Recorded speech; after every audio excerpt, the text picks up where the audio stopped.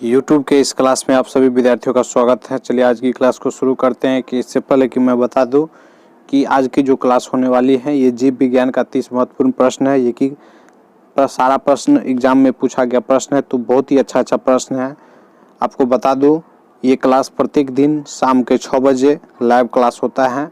जो भी विद्यार्थी मेगा छात्रवृत्ति बिहार क्लास 8 की तैयारी कर रहे हैं, कृपया करके शाम के 6 बजे इस चैनल पे आके अपना लाइव जुड़ जाएं और प्रत्येक बच्चे लाइव देखें और प्रश्न का आंसर दें। इससे पता चलेगा कि आप कितने जानते हैं, आपका लेवल क्या है, आप किन किन प्रश्नों को बना पाते हैं। और अंत में कमेंट करें कि 30 में से कितना प्रश्न को आप बना पाए। अगर आपको बनाने में कठिनाई होती है तो मैं फिर उस पर वीडियो बनाऊंगा, अच्छा से टॉपिक वाइज पढ़ाऊंगा। चलिए अब शुरू करता हूं पहले क्वेश्चन से। निम्नलिखित में से कौन जैविक खाद का मुख्य उदाहरण है? तो ऑप्शन नंबर 1 में है हरा सराल, 2 में है ईस्ट, 3 में है जीवाणु, 4 में है लाल शैवाल। तो चलिए जल्दी से इस प्रश्न का आंसर दीजिए। जो भी बच्चे अभी तक नहीं आए हैं कृपया लाइव जुड़ जाएं। क्लास की शुरू कर दिए हैं। आप लोग प्रत्येक रोज शाम के 6 बजे इस चैनल पे लाइव आ जाएंगे, प्रत्येक रोज चलाएंगे। साथ ही जो भी जितने भी तरह का अगर आपको दिक्कत होता है कमेंट करें, डायरेक्ट बात करें, मैं आपको उस टॉपिक पे वीडियो बनाता रहूँगा। चलिए घड़ी महोदय ऑन हो चुके हैं, जल्दी से कमेंट करें। कुछ व्यक्ति का प्रश्न का आंसर आना शुरू हो चुका है, एकदम सही जवाब है। चलिए अब मैं बता दूं कि इस प्रश्न का सही आंसर ऑप्शन नंबर पहला यानी हरा शैवाल होगा। अगला प्रश्न जो कि काफ़ी अच्छा प्रश्न है, तो ध्यान रखें। विषाणु के अध्ययन किस शाखा में किया जाता है? तो ध्यान से सुनेंगे। विषाणु के अध्ययन किस शाखा के अंतर्गत किया जाता है? पहला ऑप्शन में है फाइकोलॉजी, दूसरा में है वायरोलॉजी, तीसरा ऑप्शन में है ब्रायोलॉजी, चौथा ऑप्शन में है भ्रूण विज्ञान। तो जल्दी से इस प्रश्न का कमेंट करें। जो भी बच्चे हैं कृपया करके कमेंट करें। आप लोग का जो कमेंट का संख्या है बहुत कम आ रहा है, तो जल्दी से एट ए टाइम लाइव आ जाएं। चलिए अब मैं घड़ी को ऑन करता हूं।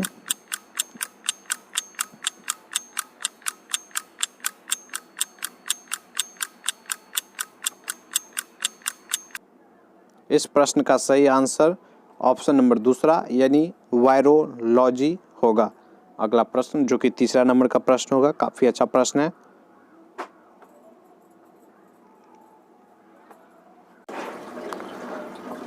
तीसरा प्रश्न है निम्नलिखित में से किस में आंतरिक निषेचन होता है?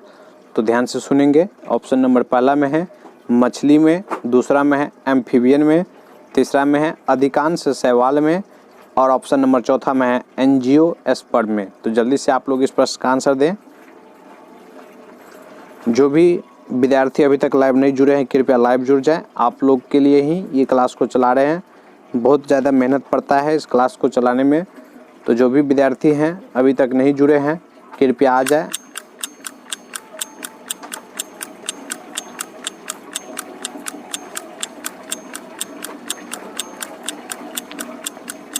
चलिए अब आपका समय समाप्त हुआ। अब मैं बता दूं कि इस प्रश्न का सही आंसर ऑप्शन नंबर चौथा यानी एंजियोस्पर्म। तो ध्यान रखें, एंजियोस्पर्म में आंतरिक निषेचन होता है। अगला प्रश्न चौथे नंबर का प्रश्न, किस गर्भवती महिला के प्रसव उपरांत निकलने वाले पहले दूध को कहा जाता है? कह रहा है कि किसी गर्भवती महिला के प्रसव के उपरांत निकलने वाले दूध को, पहले दूध जो होता है उसको क्या कहा जाता है? तो ऑप्शन नंबर 1 में है खीस या कोलेस्ट्रॉल, 2 में है एंटीबॉडी, 3 में है लसिका, 4 में है मानव दूध। तो जल्दी से इस प्रश्न का आंसर दें। अब मैं घड़ी को ऑन करता हूं।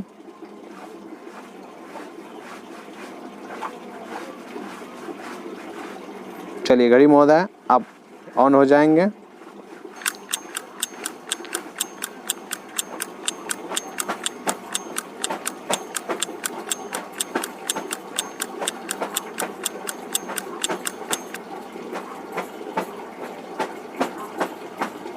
चलिए अब मैं बता दूं कि इस प्रश्न का सही आंसर ऑप्शन नंबर पहला यानी कोलेस्ट्रॉल या खीस होगा। अगला प्रश्न 5वें नंबर का प्रश्न जो कि काफ़ी अच्छा प्रश्न है।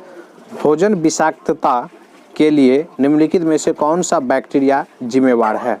यानी भोजन में विषाक्तता, यानी भोजन जो खराब हो जाता है तो उसके लिए कौन सा बैक्टीरिया जिम्मेवार है। तो पहला है साल्मोनेला, दूसरा में है माइकोडर्मा, तीसरा में है क्लोस्ट्रीडियम बोट्यूलियम और ऑप्शन नंबर 4 में है इनमें से कोई नहीं। तो जल्दी से इस प्रश्न का आंसर दें।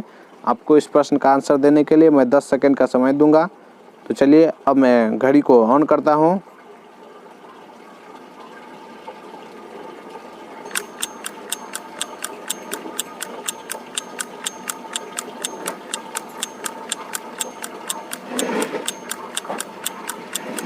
चलिए अब आपका समय समाप्त हुआ। इस प्रश्न का सही आंसर होगा ऑप्शन नंबर पहला यानी साल्मोनेला। अगला प्रश्न 6ठे नंबर का प्रश्न होगा, नाको किस बीमारी के लिए जागरूकता उत्पन्न करती है। तो ध्यान से सुनेंगे। नाको टेस्ट होता है, एक प्रकार का टेस्ट होता है, तो वही बोल रहा है कि किस बीमारी के जागरूकता उत्पन्न करती है। तो ऑप्शन नंबर 1 में है एड्स, 2 में है गोनेरिया, 3 में है सिफिलिस, 4 में है हेपेटाइटिस बी। तो जल्दी से इस प्रश्न का आंसर दें। घड़ी महोदय शुरू हो चुके हैं, 10 सेकंड का समय मिलेगा। जल्दी से आप लोग इस प्रश्न का आंसर दें।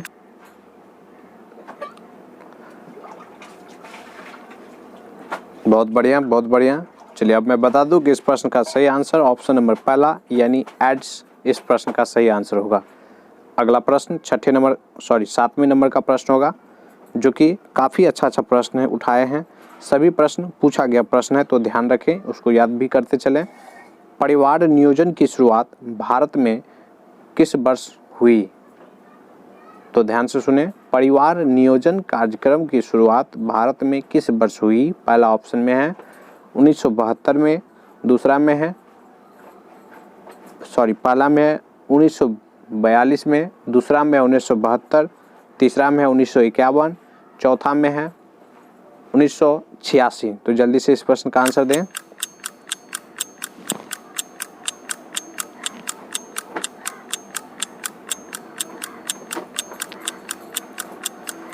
चलिए अब मैं बता दूं कि इस प्रश्न का सही आंसर ऑप्शन नंबर दूसरा यानी 1972 ईस्वी में परिवार नियोजन कार्यक्रम की शुरुआत हुई थी। अगला प्रश्न 8वें नंबर का प्रश्न होगा, जो कि काफ़ी अच्छा प्रश्न है। निम्नलिखित में से कौन विदेशी प्रजाति का उदाहरण है। निम्नलिखित में से कौन विदेशी प्रजाति का उदाहरण है। ऑप्शन नंबर 1 में है सागवान, दूसरा में है साल, तीसरा में है आम, चौथा में है जलकुंभी। तो चलिए जल्दी से इस प्रश्न का आंसर दें।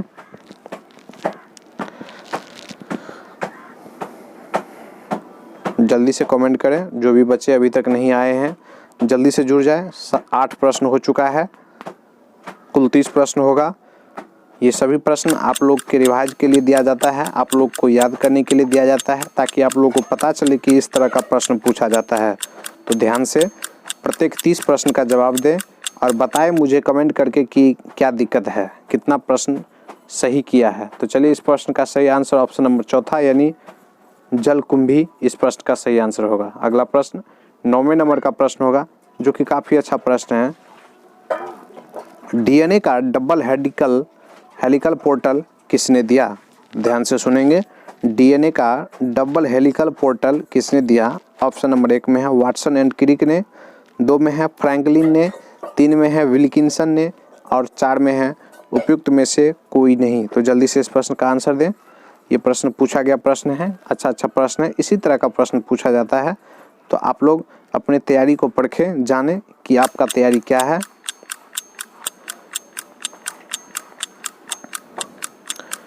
चलिए बहुत बढ़िया, जो भी जवाब दिए हैं एकदम सही जवाब दिए हैं।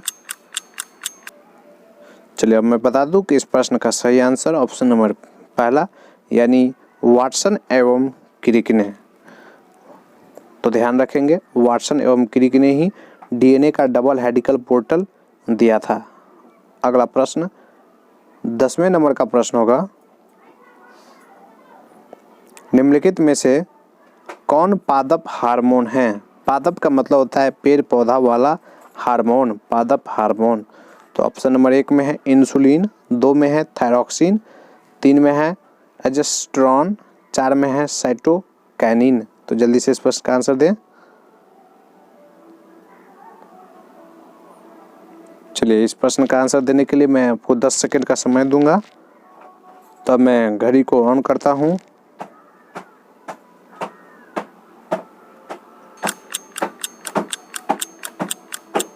चलिए घड़ी महोदय, जल्दी से आप अपना समय को ध्यान में रखते हुए काम करें। अब मैं बता दूं कि इस प्रश्न का सही आंसर ऑप्शन नंबर चौथा यानी साइटोकाइनिन इस प्रश्न का सही आंसर होगा। बहुत ही अच्छा प्रश्न था। ये पेड़ पौधे से संबंधित प्रश्न था, तो इसको याद रखेंगे। ये साइटोकाइनिन पौधे में पाया जाता है, वो एक तरह का हार्मोन है। अगला प्रश्न 10वें नंबर का प्रश्न, पेनिसिलियम में जनन की कौन सी विधि होती है? पेनिसिलियम में जनन की कौन सी विधि होती है? तो ऑप्शन नंबर 1 में है मुकुलन, 2 में है खंडन, 3 में है गेमुलस और ऑप्शन नंबर 4 में है कोनिडिया। तो जल्दी से इस प्रश्न का आंसर दें। काफ़ी अच्छा प्रश्न है। मैं प्रत्येक रोज शाम के 6 बजे इसी तरह के प्रश्न को लाता हूं। ऐसा प्रश्न रहता है कि सभी का सभी प्रश्न एग्जाम में पूछा गया प्रश्न है। तो जल्दी से इस प्रश्न का कमेंट करें, आंसर दें। अब मैं बता दूं कि इस प्रश्न का सही आंसर ऑप्शन नंबर चौथा यानी कोनिडिया इस प्रश्न का सही आंसर होगा। अगला प्रश्न 12वें नंबर का प्रश्न, जो कि काफी अच्छा प्रश्न है।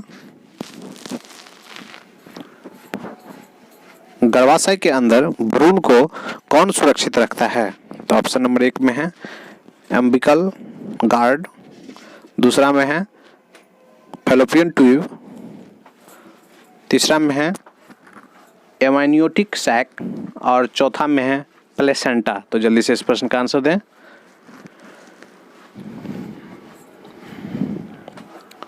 चलिए घड़ी महोदय, आप अपने समय को ऑन करें।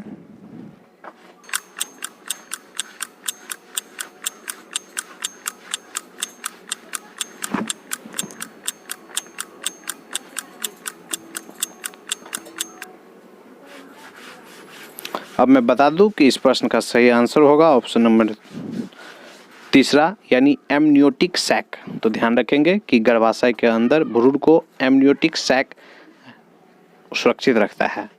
अगला प्रश्न 13वें नंबर का प्रश्न, जो कि काफी अच्छा प्रश्न है। ऐसे जानवर जो अपने समान बच्चों का जन्म देते हैं उन्हें क्या कहते हैं? जैसे कहने का मतलब ये हुआ, मनुष्य मनुष्य को जन्म देता है, जानवर जानवर को जन्म देता है, यानी तो गाय गाय को जन्म देती है। तो इस तरह का प्रश्न है आपका सामने। तो इसका पहला ऑप्शन में है विविपेरस, ओविपेरस, फिशिपेरस, डोमेस्टिक। तो जल्दी से इस प्रश्न का आंसर दें।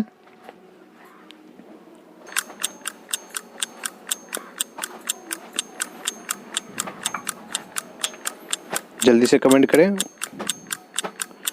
कुछ व्यक्ति का कमेंट सही है। चलिए अब मैं बता दूं कि इस प्रश्न का सही आंसर होगा ऑप्शन नंबर तीसरा यानी फिशिपेरस। फिशिपेरस इस प्रश्न का सही आंसर होगा, यानी फिशिपेरस कहलाता है। अगला प्रश्न होगा 14वें नंबर का प्रश्न। तो ध्यान दें, 14वां नंबर का प्रश्न है, किस विटामिन की कमी से होठों फटने लगते हैं मनुष्य में? यानी मनुष्य में किस विटामिन की कमी से होठ फटने लगते हैं? तो ध्यान से सुनेंगे। विटामिन ए पहला ऑप्शन में है, दूसरा ऑप्शन में विटामिन के, तीसरा में विटामिन सी, चौथा में विटामिन बी। तो जल्दी से इस प्रश्न का आंसर दें। अब मैं घड़ी की समय को शुरू करता हूं। तो चलिए घड़ी महोदय, जल्दी से आप ऑन हो जाएंगे।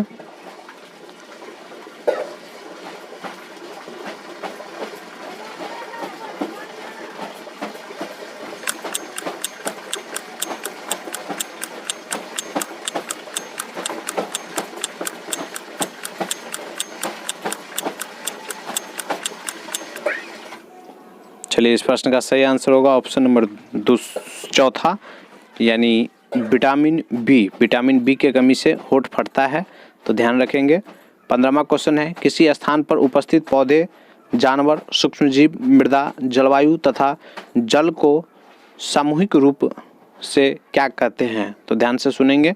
किसी स्थान पर उपस्थित पौधे, जानवर, सूक्ष्मजीव, मृदा, जलवायु तथा जल को समूह के रूप में क्या कहते हैं? तो ऑप्शन नंबर 1 में है जीव जगत, दूसरा में है अरण्य, तीसरा में है पारिस्थितिकी तंत्र और चौथा में है जैव मंडल। तो जल्दी से इस प्रश्न का आंसर दें।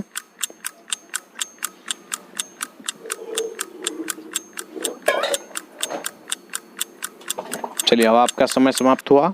अब मैं बता दूं कि इस प्रश्न का सही आंसर ऑप्शन नंबर 3 यानी पारिस्थितिकी तंत्र। तो पारिस्थितिकी तंत्र में ही संपूर्ण जीव जगत के बारे में पढ़ाई की जाती है, तो ध्यान रखेंगे। अगला प्रश्न होगा 16वें नंबर का प्रश्न, जो कि काफी अच्छा प्रश्न है। तो चलिए 16वां प्रश्न की ओर चलता हूं। अगला प्रश्न 16वां नंबर प्रश्न होगा, कह रहा है कि विटामिन डी का रासायनिक नाम क्या है? तो ध्यान से सुनेंगे। विटामिन डी का रासायनिक नाम क्या है? ऑप्शन नंबर 1 में है पेंटोथेनिक, 2 में है निकोटीनिक एसिड, 3 में है कैल्सीफेरॉल और ऑप्शन नंबर 4 में है राइबोफ्लेविन। तो जल्दी से इस प्रश्न का आंसर दे।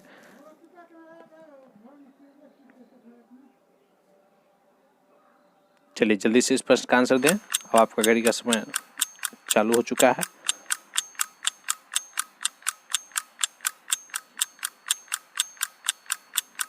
बिल्कुल सही जवाब। कुछ व्यक्ति का कमेंट आना शुरू हो चुका है।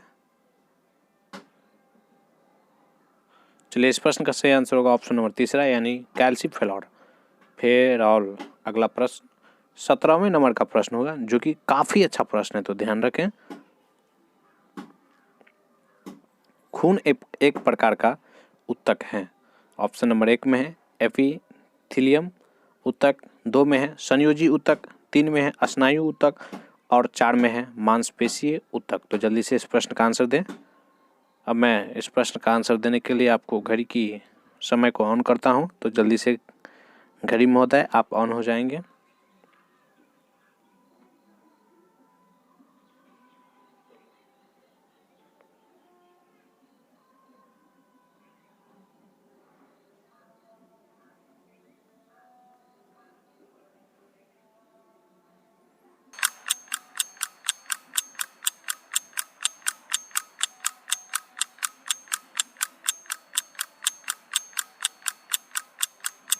चलिए, इस प्रश्न का सही आंसर होगा ऑप्शन नंबर 2 यानी संयोजी ऊतक।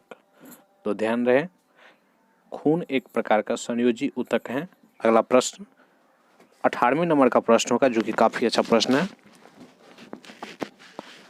पेनिसिलिन किससे प्राप्त किया जाता है? पहला ऑप्शन में है प्रोटोजोआ से, दूसरा में है बैक्टीरिया से, तीसरा में है मोल्ड से और ऑप्शन नंबर 4 में है मशरूम से। तो जल्दी से इस प्रश्न का आंसर दें।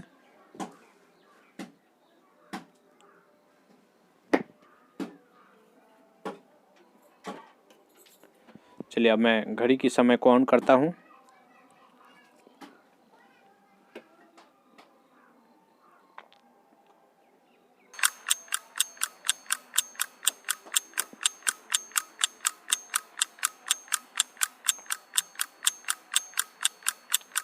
अब मैं बता दूं कि इस प्रश्न का सही आंसर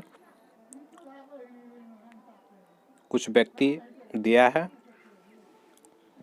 इस प्रश्न का सही आंसर होगा आपका ऑप्शन नंबर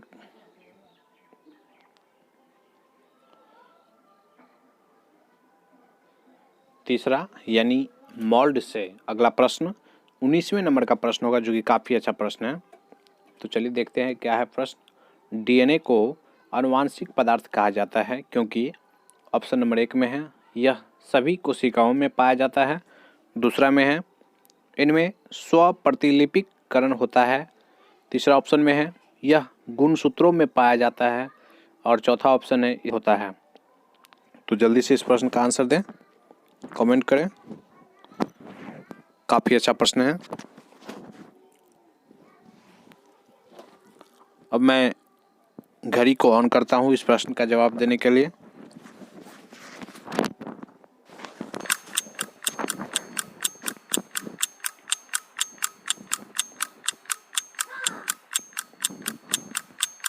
चलिए, अब आपका समय समाप्त हुआ। अब मैं बता दूं कि इस प्रश्न का सही आंसर ऑप्शन नंबर तीसरा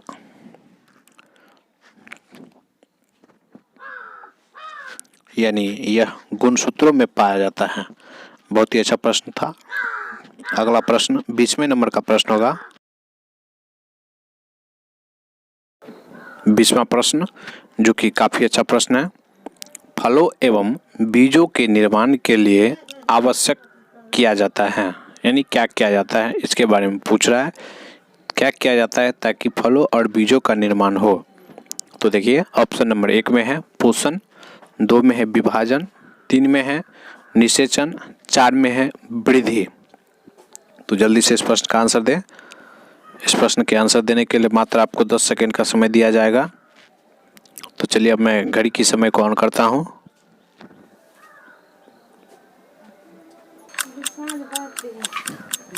चलिए, जल्दी से बताएंगे इस प्रश्न का सही आंसर। समय समाप्ति होने से पहले आप लोग जल्दी से इस प्रश्न का आंसर दें। अब आपका समय समाप्त हो गया। मैं बता दूं कि इस प्रश्न का सही आंसर ऑप्शन नंबर पहला यानी पोषण होगा। नहीं, पहला ऑप्शन नहीं, गलत हो गया। पहला ऑप्शन यानी इस प्रश्न का सही आंसर ऑप्शन नंबर दूसरा यानी विभाजन होता है। विभाजन के माध्यम से जो है सो पौधे और फलों का बीजों का निर्माण होता है। अगला प्रश्न 21वें नंबर का प्रश्न होगा। किसी भी फसल की उत्पादकता निर्भर होती है, ध्यान से सुनेंगे, किसी भी फसल की उत्पादकता निर्भर होती है। कौन चीज़ पर निर्भर होता है उसके बारे में पूछा जा रहा है।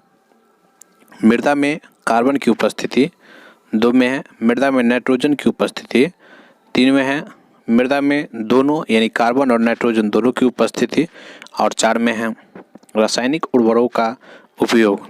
तो जल्दी से समय को ध्यान में देखते हुए आंसर दें।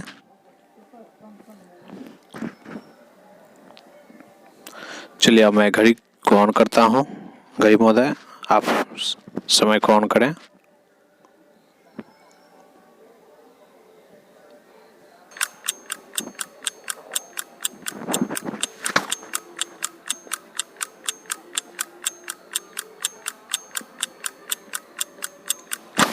चलिए, अब आपका समय समाप्त हुआ। इस प्रश्न का सही आंसर ऑप्शन नंबर तीसरा यानी मृदा में दोनों कार्बन तथा नाइट्रोजन की उपस्थिति में। तो चलिए, अगला प्रश्न 22वें नंबर का प्रश्न होगा। तो ध्यान दें, प्रोटीन की सर्वाधिक मात्रा किसमें पाई जाती है, यानी कौन ऐसे खाद्य फसल है जिसमें प्रोटीन की मात्रा सर्वाधिक मात्रा में पाई जाती है। तो ऑप्शन नंबर 1 में है गेहूं में, 2 में है मकई में, 3 में है सेब में, और ऑप्शन नंबर 4 में है सोयाबीन में। तो जल्दी से इस प्रश्न का आंसर दें। चलिए, अब मैं घड़ी की समय को ऑन करता हूँ।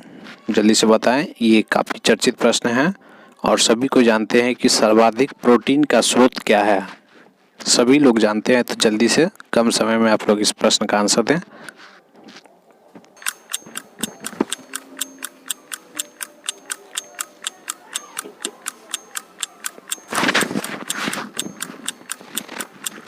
चलिए, अब आपका समय समाप्त हुआ। इस प्रश्न का सही आंसर होगा ऑप्शन नंबर चौथा यानी सोयाबीन में। अगला प्रश्न 23वें नंबर का प्रश्न होगा, जो कि काफी अच्छा प्रश्न है। तो ध्यान दें, निम्नलिखित में से कोई एक आंवला में काफी अधिक मात्रा में पाया जाता है, वो कौन सा है? तो ध्यान दें, पूछ रहा है कि आंवला में कौन ऐसे विटामिन है जो पाया जाता है। इस प्रश्न का अर्थ सो हुआ। तो ऑप्शन नंबर पहला में है विटामिन डी, दूसरा में विटामिन ई, तीसरा में है विटामिन सी, और चौथा में है विटामिन ए। तो जल्दी से इस प्रश्न का आंसर दें, यानी आंवला में कौन सा विटामिन प्रचुर मात्रा में पाया जाता है। आंवला एक खट्टे पदार्थ है, तो ध्यान रखें, खट्टे पदार्थ में विटामिन सी पाया जाता है अधिकतर मात्रा में। तो चलिए, अब मैं घड़ी को ऑन करता हूँ।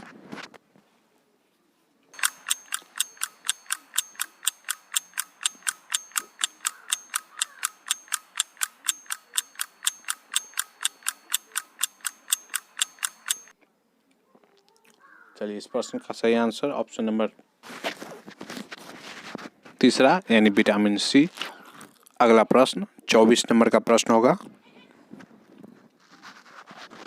क्विनोन एक क्या है? तो ध्यान से सुनेंगे, क्विनोन के बारे में पूछ रहा है।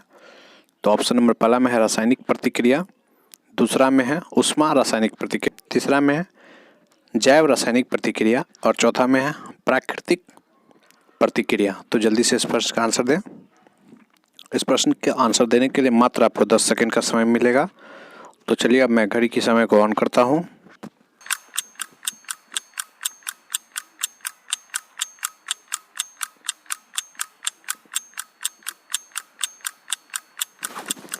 अब आपका समय समाप्त हुआ। मैं बता दूं कि इस प्रश्न का सही आंसर ऑप्शन नंबर तीसरा यानी जैव रासायनिक प्रतिक्रिया इस प्रश्न का सही आंसर होगा। अगला प्रश्न 25वें नंबर का प्रश्न होगा, टीके का आविष्कार किसने किया? ध्यान से सुनेंगे, टीके का आविष्कार किसने किया? ऑप्शन नंबर पहला में है लुई पास्चर, दूसरा में है रॉबर्ट लुइनहॉक, तीसरा में है एडवर्ड जेनर और ऑप्शन नंबर चौथा में है अलेक्जेंडर फ्लेमिंग। तो जल्दी से इस प्रश्न का आंसर दें। जो भी बच्चे कमेंट कर रहे हैं एकदम सही जवाब है, उनका बिल्कुल सही जवाब है। इसी तरह से आप अगर जो प्रश्न का आंसर जानते हैं कृपया करके पहले कमेंट करें।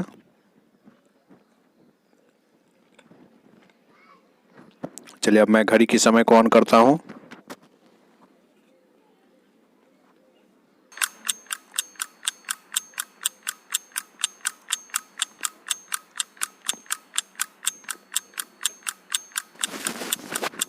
इस प्रश्न का सही आंसर होगा ऑप्शन नंबर तीसरा यानी एडवर्ड जेनर। अगला प्रश्न 26 नंबर का प्रश्न होगा, 26 नंबर का प्रश्न है, प्रजातियों में विभिन्नता के लिए प्रमुख कारक क्या है? ध्यान से सुनेंगे, प्रजातियों में विभिन्नता के लिए प्रमुख कारक क्या है? ऑप्शन नंबर 1 में है पर्यावरण एवं लैंगिक प्रजनन, 2 में है लिंगीय एवं अलैंगिक प्रजनन, 3 में है उत्परिवर्तन एवं लैंगिक परिवर्तन और ऑप्शन नंबर 4 में है उपरोक्त सभी। तो जल्दी से इस प्रश्न का आंसर दें।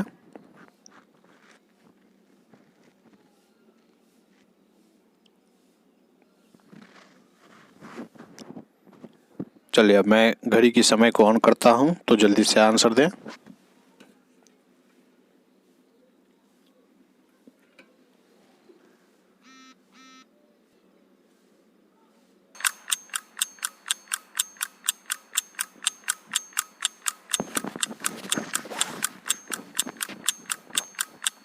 चलिए, अब आपका समय समाप्त होता है, तो जल्दी से कमेंट करें। मैं बता दूं कि इस प्रश्न का सही आंसर ऑप्शन नंबर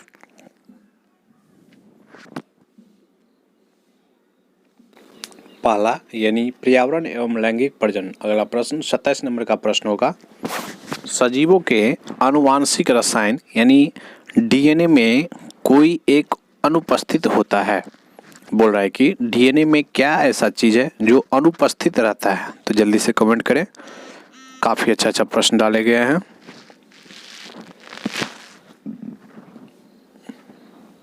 मैं बता दूं कि ये प्रश्न प्रत्येक रोज शाम के 6 बजे दिया जाता है। जो भी विद्यार्थी नए हैं कृपया इस चैनल को सब्सक्राइब करके शाम के 6 बजे देखना ना भूलें और अंत में क्वेश्चन बताएं कि कितना सही कर रहे हैं आप। इससे मैं अगले वीडियो में चैप्टर वाइज पढ़ाना शुरू करूंगा। तो इस प्रश्न का सही आंसर यूरासिल यानी ऑप्शन नंबर चौथा। अगला प्रश्न, सीलो नामक संरचना का उपयोग कहाँ होता है? सीलो नामक संरचना का उपयोग कहाँ होता है?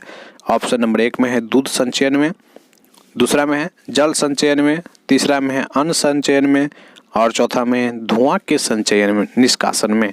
तो चलिए जल्दी से इस प्रश्न का आंसर दें। इस प्रश्न का आंसर देने के लिए आपको 10 सेकंड का समय मिलेगा।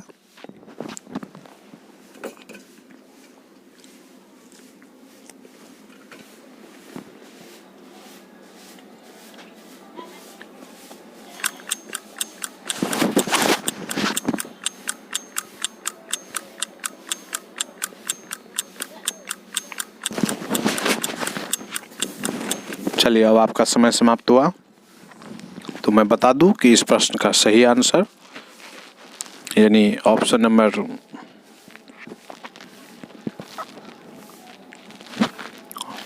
पहला दूध संचयन में। तो ध्यान रखें, सीलो नामक संरचना का उपयोग दूध संरचना में किया जाता है। अगला प्रश्न 29 नंबर का प्रश्न होगा, जो कि काफी अच्छा प्रश्न है। किस एक जंतु में श्रवण शक्ति का अभाव होता है, वह जंतु कौन है? तो ध्यान से सुनेंगे।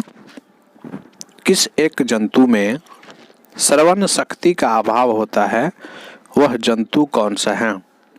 पहला ऑप्शन में है गाय, दूसरा में सांप, तीसरा में चिड़िया और चौथा में है बंदर। तो जल्दी से इस प्रश्न का आंसर दें।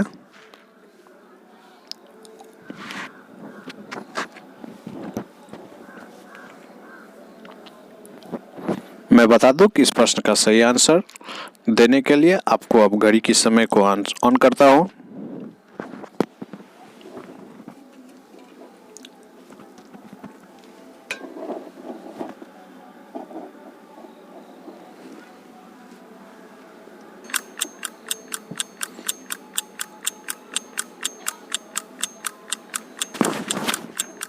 इस प्रश्न का सही आंसर होगा ऑप्शन नंबर दूसरा यानी सांप। अगला प्रश्न अंतिम नंबर का प्रश्न है, जो कि 30वां प्रश्न है। तो ध्यान से सुने। कृषि योग्य भूमि की उर्वरता निर्भर करती है। कृषि योग्य भूमि की उर्वरता निर्भर करती है। ऑप्शन नंबर 1 में है नाइट्रोजन की उपस्थिति पर, 2 में है कार्बन डाइऑक्साइड की उपस्थिति पर, 3 में है नाइट्रोजन एवं कार्बन डाइऑक्साइड की उपस्थिति पर और 4 में इनमें से कोई नहीं। तो जल्दी से इस प्रश्न का आंसर दें।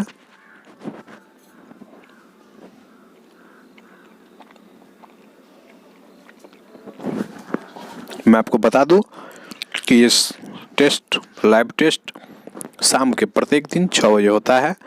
इनमें जो भी बच्चे अगर इस टेस्ट में भाग लेना चाहते हैं तो कृपया शाम के 6 बजे अपना इंतजार करें। मेरे चैनल पे जा कर के आपको प्रत्येक दिन ये टेस्ट देखने को मिलेगा शाम के 6 बजे। ध्यान रहे, शाम के 6 बजे। और मैं ये विभिन्न विषयों का सेट आपको सामने लाता रहूँगा। इससे पता चलता है कि आपकी तैयारी कितनी अच्छी है। साथ ही मैं साइंस हो, मैथ हो, आर्ट विषय हो, इतिहास, भूगोल, जो भी हो, उनको अलग से टॉपिक वाइज पढ़ाने का एक समय फिक्स करता हूं। तो आप लोग उस समय पे भी अपना लाइव देखेंगे। साथ ही जो भी आपके साथी हैं, सहपाठी हैं, जो नहीं जानते हैं, उनको इस बात को मैसेज देंगे और अधिक से अधिक लाइव में जुड़े। चूँकि मैं जो ये मेहनत कर रहा हूँ वो सिर्फ आप लोग के लिए मेहनत कर रहा हूँ। जो भी बच्चे हमसे अभी नहीं जुड़े हुए हैं उनके लिए मेहनत कर रहा हूँ। तो चलिए, इसके लिए आपको धन्यवाद कि आप आए।